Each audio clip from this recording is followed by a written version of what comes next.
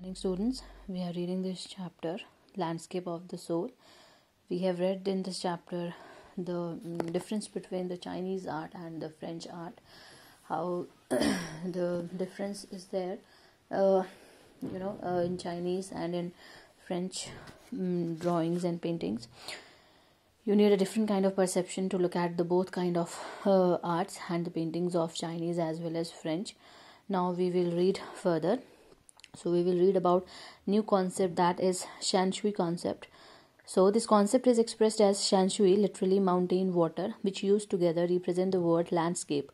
More than two elements of an image, these represent two complementary poles reflecting the diused view of the universe. The mountain is yang, reaching vertically towards heaven, stable, warm and dry in the sun, while the water is yin, horizontal and resting on the earth, fluid, moist and cool.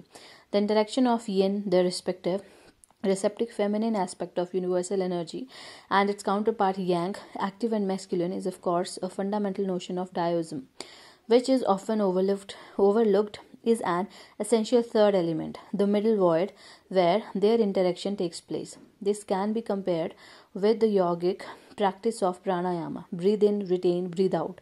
The suspension of breath is the void where meditation occurs. The middle void is essential, nothing can happen without it. Hence, the importance of the white unpainted space is Chinese landscape. This is also where man finds a fundamental role in that space between heaven and earth. He becomes the conduit of communication between both poles of the universe. His presence is essential, even it's only suggested, far from being lost or oppressed by the lofty peaks. He is, in Francois Cheng's wonderful expression, the eye of the landscape. So this particular paragraph talks about shan shui, yin and yang concept.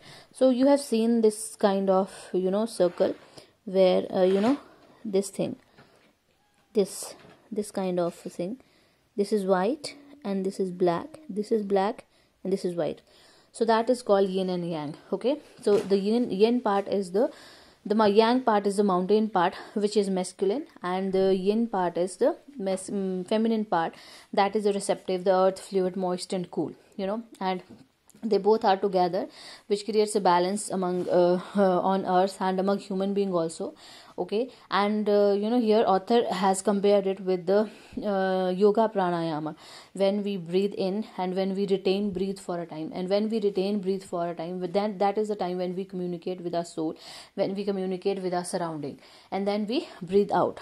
So that is shan shui. This is a symbol of shan shui. Okay, you can read about it on net. There will be so much of the information about it.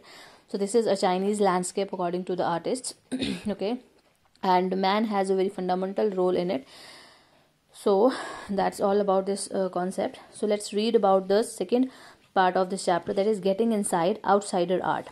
When French painter Jean Dufay mooted the concept of art brut in the 1940s, the art of the untrained visionary was of missionary interest. From its almost velaid beginnings, outsider art had gradually become the fastest growing area of interest in contemporary art internationally. This genre is described as art of those who have no right to be artists, as they have received no formal training, yet show talent and artistic insight. Their works are a stimulating contrast to a lot of mainstream offerings. Around the time Dubuffet was propounding his concept in India, an untutored genius was creating paradise.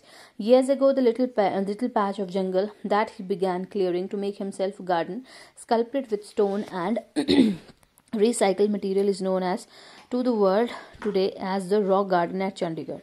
So this getting inside outside art is inspired by the creative of this rock garden sculpture, which is at Chandigarh. You all have seen it. It is made by Neekchand.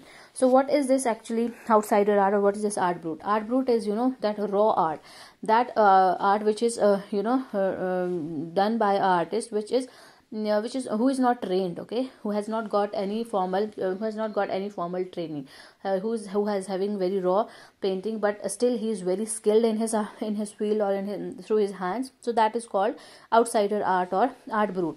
And the best example of this art is that rock garden which is made by Neek Chand. Okay, so here they are talking about this art, that there are so many of the artists here who are not skilled, who have not who do not have any formal training, but they are incredulous in their paintings, they're incredulous in their creativeness. So that is what talked about here. So, its 80-year-old creator-director Neek Chand is now hailed as India's biggest contributor to outsider art. The 50th issue, Spring 2005 of Raw Vision, a UK-based magazine pioneer in outsider art publications, features Neek Chand and his rock garden sculpture Women by the Waterfall on its anniversary issue's cover. The notion of art brut or raw art was of works that were in their raw state as regard cultural and artistic influences. Anything and everything from a tin to a sink to a broken down car could be material for a work of art, something Neek Chand has taken to dizzying heights. Recognizing his art as an outstanding testimony of the difference a single man can make when he lives his dream. The Swiss Commission of UNESCO will be honoring him by the way of a European exposition of his works. The 5-month interactive show, Realm of Neek Chand, beginning October, will be held at leading museums in Switzerland, Belgium, France, and Italy. The biggest reward is walking through the garden and seeing people enjoy my creation, Neek Chand says.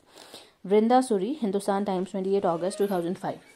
So this was published in 28 August 2005. This was the article at that time, and that was the time when Neek Chand has created this, and it has been loved by all, through all over India, even outside, because this was the very first example of raw art. That everything is used by Neek Chand, every waste material, whether what it is a waste part of car, or that household things, or anything it can be.